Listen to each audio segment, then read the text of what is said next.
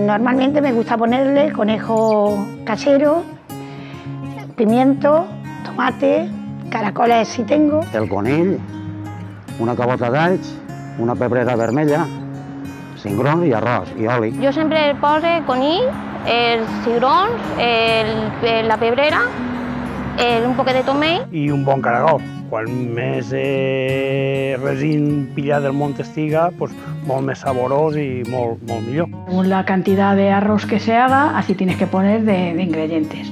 Para 1 kilo de arroz es un conejo entero. Si vamos a hacer 1 kilo de arroz, la paella sea por lo menos de 2 kilos, para que luego nos salga una capa finísima de arroz. Un buen aceite, un buen arroz, buenos caracoles y buen conejo. Y tenemos una paella que, bueno, la abordamos.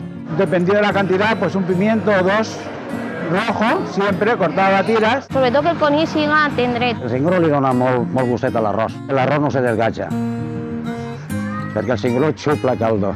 Lo que es el safrà y un poquet de pebre, si acaso un poquet de romer, la sal al gust y poc més. Un poquitín de romero en polvica. Yo recuerdo que mi abuela le ponía ñora roja fresca. Cambia mucho el sabor de hacerlo con leña y si lo haces con sarmiento, más. La paella que yo hago es la paella del tío Felipe. En mi casa yo recuerdo haber hecho perfectamente mis abuelas y mi madre ese arroz con caracoles tan rico. La tradició passa de pare a fill, a força de veure i a força de veure els pares fer-ho, però al final tu vas aprenent. Notas pues que te quedas satisfecha de ver que te dicen, ay abuela, qué bueno que está.